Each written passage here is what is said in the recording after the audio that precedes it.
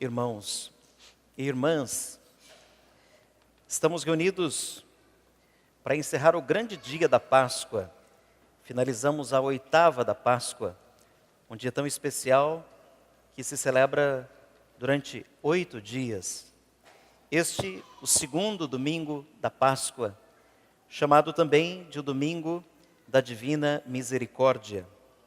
Podíamos intitular essa conversa do Padre como misericordiosos, fraternos e felizes na fé.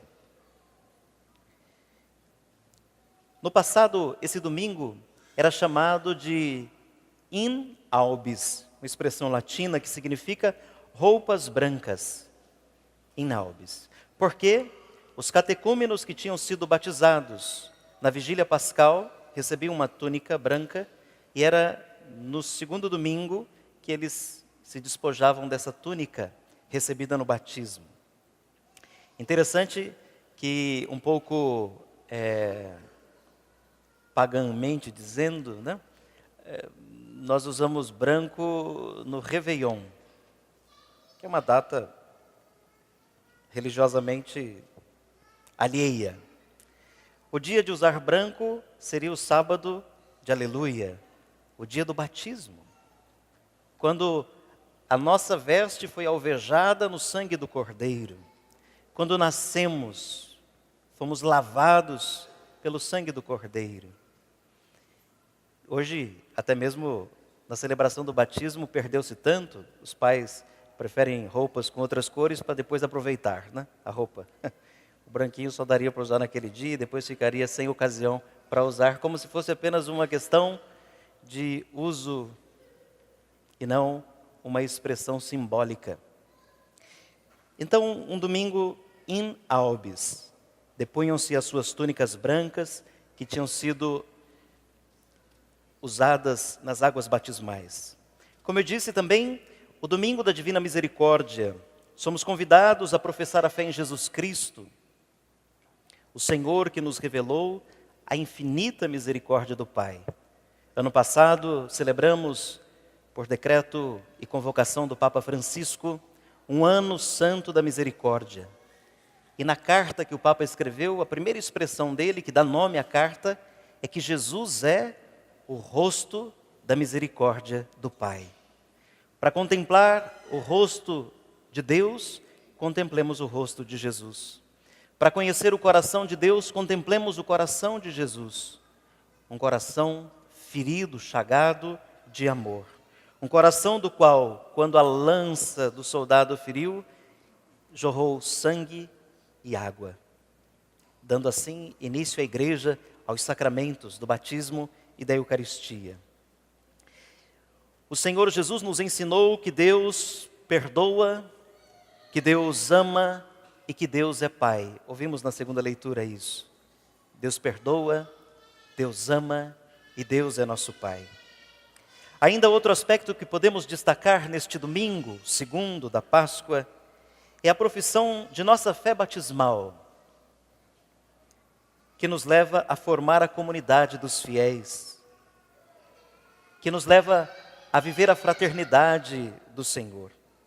Vejam, os Atos dos Apóstolos narram hoje uma primeira comunidade, modelo, uma comunidade que rezava junto, uma comunidade que celebrava a partilha do pão fraterna, uma comunidade que não tinha necessitados entre eles, porque todos se preocupavam com todos, que não houvesse ninguém à margem dela. Uma comunidade que tinha acontecido por causa do Senhor.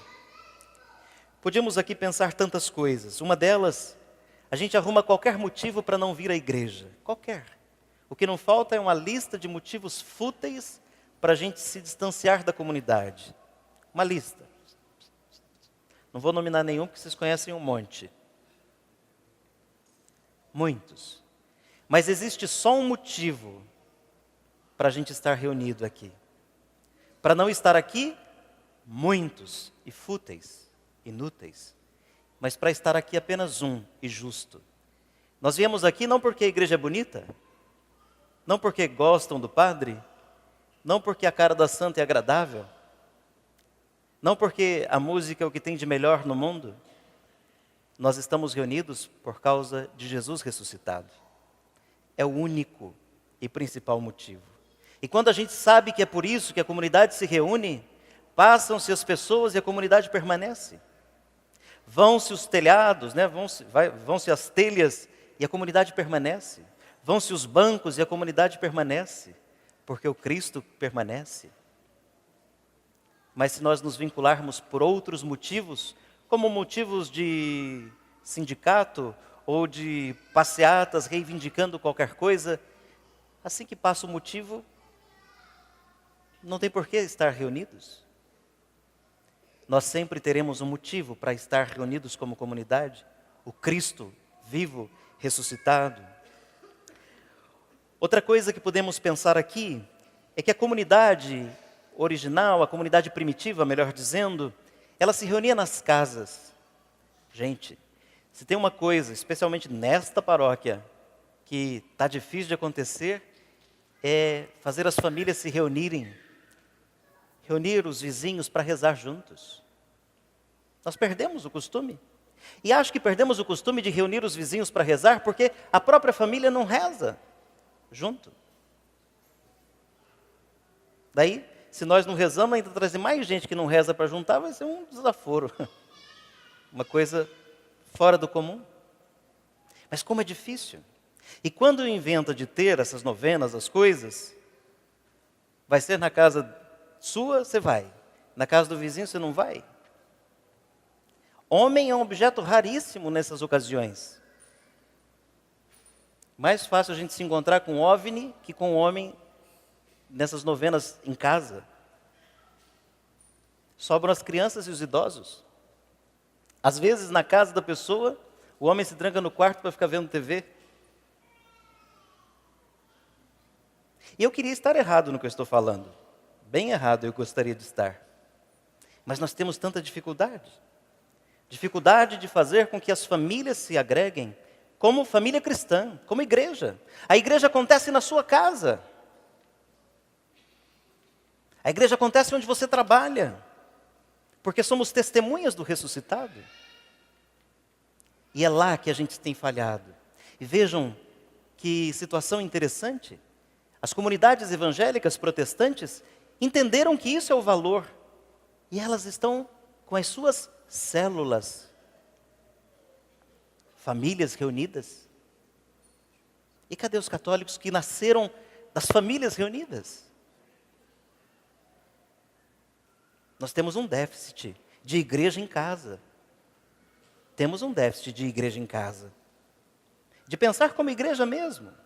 Vejam, pedem que o padre visite esse ou aquele. Não tem problema nenhum, é bom que o padre se faça presente. Mas você é igreja. A igreja pode visitar aquele seu vizinho que está enfermo por você que é igreja. A igreja pode socorrer aquele que está necessitado perto da sua casa por você que é igreja. Senão nós ficamos sempre deixando para o outro uma função que é minha, sua, de quem crê, de quem se reúne em nome do Senhor. Avançando. Tudo isso que estou dizendo decorre do Evangelho. O Evangelho de hoje narra o episódio de Tomé, padroeiro daqueles que só acreditam vendo, né? Só acredito vendo. Daqueles que precisam de provas para crer. O certo é o seguinte, gente. Onde a prova entra, a fé sai. Uma fé que precisa de prova, fé não é. Uma fé que precisa de provas, fé não é. A fé, ela não precisa de provas. Afinal de contas, segundo a carta aos Hebreus, a fé é um modo de já possuir aquilo que se espera. A fé é um meio de conhecer as realidades que não vemos. Quem precisa de prova para crer, pode ter certeza que nunca vai crer. Todos os dias, tantos milagres, tantas graças, a própria vida, olhar-se no espelho ou tocar-se, sentir-se, um milagre. Mas quem não tem fé, não enxerga assim. Fica implorando sinais e sinais e sinais e sinais, quando o grande sinal está aqui, o Cristo ressuscitado, que nos reuniu em seu nome. que aquece, toca o coração da gente, que nos faz ter vontade de ser melhores. Onde a prova entra, a fé sai. Não é possível sustentar uma fé com sinais exteriores se eu não tiver essa capacidade de enxergar com o coração. Aquilo que olho não vê, aquilo que ouvido não ouve, é no coração que a gente experimenta a experiência do ressuscitado. Tomé não estava na comunidade quando Jesus apareceu e disse: a paz esteja com vocês. Todo mundo contou para ele. As mulheres tinham falado que foram ao túmulo e o túmulo estava vazio. Outros foram lá e viram o túmulo do jeito que as mulheres falaram, mas eles não acreditavam.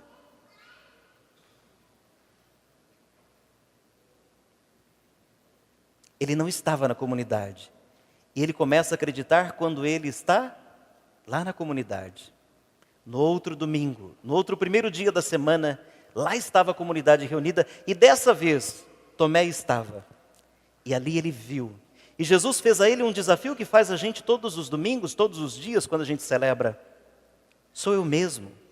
Toca o lugar das feridas. Toca a sua mão aqui. Toca a sua mão na Eucaristia. Toca a sua mão no irmão que está como sinal meu. O Espírito Santo nos faz uma comunidade viva.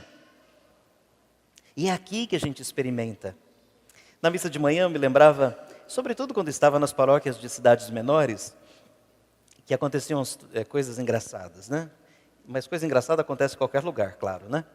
Mas, por exemplo, gente, pode guardar isso. Algum momento da sua vida você vai bater na porta do padre. Ou no nascimento ou no morrimento. Pode esperar, não tem como escapar de passar um dia na sala do padre, né? Na casa do padre. Algum dia você vai passar por lá. Aí lá, passava-se muito quando precisava batizar. E tinha que falar com o padre para batizar. Aí tinha que fazer umas conversas, umas perguntas um pouco protocolares, né? Por exemplo, o senhor costuma participar da comunidade? Vir à missa? Aí a gente ouvia um rosário de desculpas, né? Mas o principal eu não ouvia, porque a pessoa não ia, né? Não estava lá. Mas alguns tentavam me convencer que tinham mais fé que eu, e que todos os que estavam na igreja. Quando diziam assim: olha padre, eu não vou, né? Por isso, um monte de motivos, não vou. Mas olha, tem tanta fé em Deus, meu Deus, mas tem tanta fé. Aí abria a carteira, tirava lá um santinho, mostrava um pingente qualquer, uma medalha qualquer. E olha, já faz 3 anos eu fui lá em Aparecida do Norte, né? E a pessoa fazia-me crer que ela tinha mais fé que eu. Só faltava o principal, estar com os outros. Um dedo fora do corpo morre. Uma galha fora da árvore morre. Uma pessoa fora da comunidade sustenta uma fé em si mesmo, não em Deus. O Espírito forma comunhão. O Espírito forma comunhão. Uma fé isolada é uma fé em si mesmo. Desprovida desse Espírito Santo único. O Espírito veio, soprou e depois caiu como línguas de fogo. Eles falavam línguas diversas e começaram a falar a mesma linguagem. Hoje a gente fala o mesmo português e ninguém se entende. Que espírito está bagunçando a vida da gente? Mas vamos avançar. Tomé, ele não acreditou inicialmente porque estava fora da comunidade. Adianta a gente dizer: olha, aquela comunidade é ótima, me sinto tão bem, Deus se manifesta, tantas graças, tantas bênçãos. Você fala isso, mas se a pessoa não vier aqui, nunca ela vai experimentar o que você experimenta. E se ela não experimentar, nunca ela terá capacidade de dar testemunho do que você falou para ela. É preciso fazer uma experiência com o Senhor. É preciso tocar nas chagas dele, tocar no corpo dele, recebê-lo em nosso corpo. É preciso deixar que o Espírito movimente a nossa vida para que a gente volte para casa com vontade de mudar o mundo, começando por mim mesmo. Não começando pelo marido, pela esposa, pelos filhos, pelos pais, por mim. E isso é possível? Com a graça de Deus é possível. Que hoje esta celebração nos anime a viver a fé apostólica, a fé que nos faz crer no testemunho sobre Jesus ressuscitado e que ela nos leve a viver uma vida mais fraterna, mais preocupada uns com os outros. Porque o Papa Francisco já disse isso, né? Uma coisa que tem tanto e tanto tomado conta do nosso tempo é a globalização da indiferença. Nós desejamos tanto uma civilização do amor e estamos marcados pela indiferença. Tem uma frasezinha por aí que diz assim, que toda criança quer um beijo, quer atenção. Mas na falta do beijo, ela aceita um tapa. O que ela não aceita é ser tratada com indiferença. E os grandinhos também. Todos queremos ser vistos, olhados, notados, amados, desejados. O Senhor nos olha, nos ama, nos deseja, nos liberta, nos concede o seu Espírito, nos dá a paz, nos perdoa, nos faz novos. Vamos viver como comunidade de ressuscitados. Vamos dar testemunho como Tomé fez. Vamos repetir assim: Jesus, eu creio em Ti. Jesus, eu creio em Ti. Jesus, nós cremos em Ti. Jesus, nós cremos em Ti. Jesus, eu preciso de Ti. Jesus, eu preciso de Ti. Jesus, nós precisamos de Ti. Jesus, nós precisamos de Ti. O que o mundo precisa não é de guerra e nem de gente tão sábia. O que o mundo precisa é de misericórdia. Misericórdia. Pelos outros caminhos, nós vemos que não tem dado certo. O mundo precisa de misericórdia. E nós somos instrumentos da misericórdia de Deus. Louvado seja nosso Senhor Jesus Cristo. Para sempre.